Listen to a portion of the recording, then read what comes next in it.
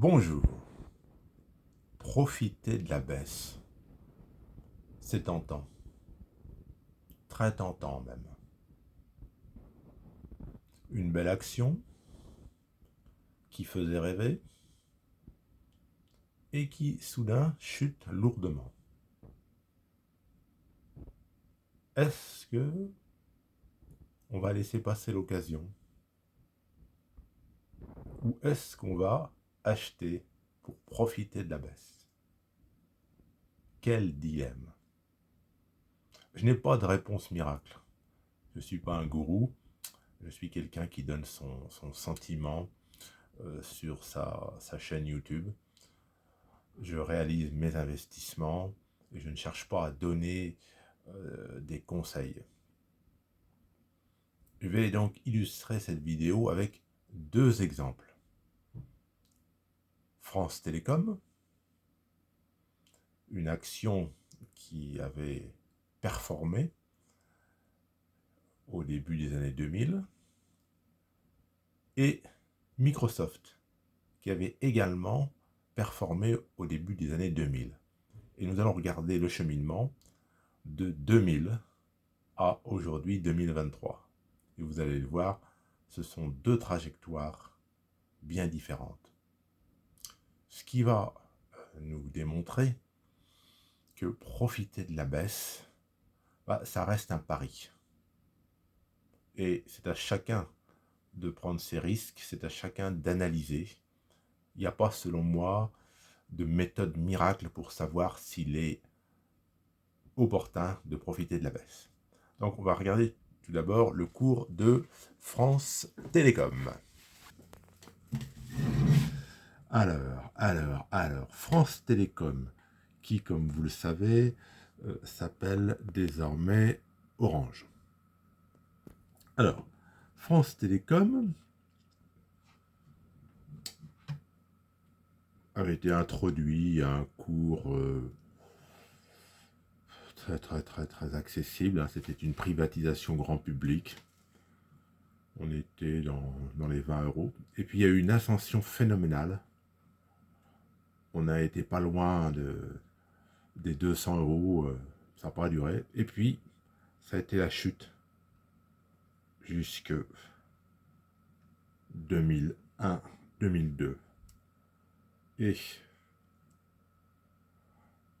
on est tombé au début 2003 à une vingtaine d'euros. Voilà, vingtaine d'euros.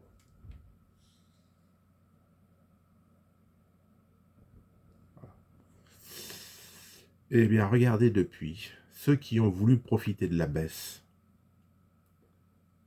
qui ont acheté en 2001, 2002, 2003, aujourd'hui, on n'a jamais retracé le chemin perdu. France Télécom, devenu Orange, cote toujours une dizaine d'euros. Alors, voilà, ça c'est l'illustration typique d'un piège de la bourse. Parce que on était monté très haut. Et quand il y a eu cette dégringolade, il y a des gens qui vous disaient, vous ne vous rendez pas compte, France Télécom, le potentiel, je rappelle, on était dans les années 2000-2001, vous ne vous rendez pas compte, France Télécom, le potentiel, on va tout faire demain sur son téléphone, on téléchargera des applications, on regardera des vidéos, ça va être énorme. Donc le cours qui a chuté comme ça n'a pas de sens. On va se redresser. Le cours a chuté, ça a été ce qu'on appelle la fin de l'euphorie des valeurs dites Internet.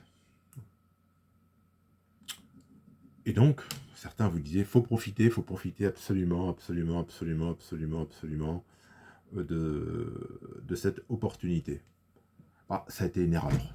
Ceux qui ont investi, ne serait-ce qu'à 100 euros, 50 euros, aujourd'hui ils se retrouvent avec, vous voyez, une courbe bien plate. On est toujours à une dizaine d'euros. Bon. On va regarder maintenant Microsoft. Alors, Microsoft, c'est pas tout à fait la même chose. Microsoft, bon, on est monté à une cinquantaine d'euros, fin 99. Donc, fin 99, on est monté à une cinquantaine d'euros. Et puis, comme pour France Télécom, la bulle s'est dégonflée. Et le 1er décembre 2000, on était à 23 euros. Microsoft. Ah, c'est pareil, il y a des gens qui vous disaient Microsoft, vous ne vous rendez pas compte, Microsoft, le potentiel, Microsoft, c'est un quasi-monopole, donc c'est une valeur bradée, il faut acheter. Bon, il y a des gens qui ont acheté, effectivement, mais regardez, on est resté à une vingtaine d'euros, 2001, 2011, on est toujours à une vingtaine d'euros, et c'est seulement, en fait, à partir de 2013, qu'on commence à monter. Le 3 mai 2013, on est à 33 euros. Et on continue de monter. Avril 2015, 41 euros. 54 euros en décembre 2015. Puis ça s'accélère. 96 euros en 2018. 101 euros juin 2018. Il y a des petits à-coups, notamment en 2020, au moment de la crise du Covid. Mais on continue de monter. 343 euros le 19 novembre 2021. 343 euros. On redescend à 237 en septembre 2022 et on repart. 342 en juin 2023. 330 euros en septembre 2023. Donc, on voit que ceux qui ont misé sur la baisse de Microsoft sont largement gagnants. Mais, attention, il a fallu être très patient. De 2001 à 2014, soit plus de 13 ans. Donc, il faut une fantastique patience. Mais, c'est vrai que ça valait le coup.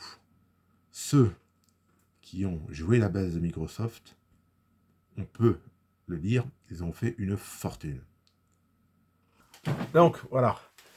Je voulais, à partir de ces deux exemples, vous montrer qu'il n'y a pas de méthode miracle. Je peux vous assurer que lors de la chute de France Télécom, unanimement, la presse, il n'y avait pas encore les influenceurs, les gourous sur YouTube, mais la presse, les commentateurs disaient, mais attendez, là, c'est de l'exagération, France Télécom, une dizaine d'euros, c'est pas sérieux. Bon, mais et si, c'est sérieux, parce que Orange, c'est toujours une dizaine d'euros.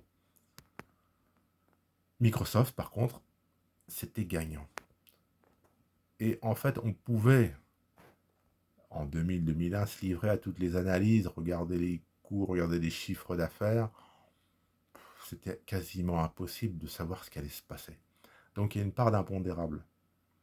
Et je pense que c'est un des charmes de la bourse qui fait qu'il n'y a pas de vérité établie. Il n'y a pas de méthode. Bon, moi je rigole quand je vois sur YouTube les gens qui vous disent ma méthode pour gagner à tous les coups, ma méthode pour devenir riche. Bon, c'est du pipeau, c'est du flan. Il y a des mesures de bon sens, comme ne pas investir l'argent dont on peut avoir impérativement besoin d'ici quelques mois. Donc, actuellement, en 2023, nous sommes aujourd'hui le 1er novembre 2023, il y a eu de fortes baisses sur un certain nombre d'actions. Par exemple, le secteur du luxe, LVMH, Kering. Est-ce qu'il faut se précipiter, profiter de la baisse? Je dirais que c'est à chacun de voir en fonction de son appétit pour le risque, parce qu'il y a du risque. Personne aujourd'hui ne peut dire, LVMH, il y a quelques semaines, cotait 900 euros. Aujourd'hui, on est plutôt vers les 670. Personne ne peut dire, à coup sûr, d'ici 2-3 ans, on va remonter à 900. Peut-être, mais peut-être que le cours va rester une dizaine d'années dans la zone des 600 euros. Il n'y a pas de méthode miracle. Donc c'est à chacun de prendre sa part de risque. Donc je vous invite à être prudent, ne pas écouter certains gourous sur Internet.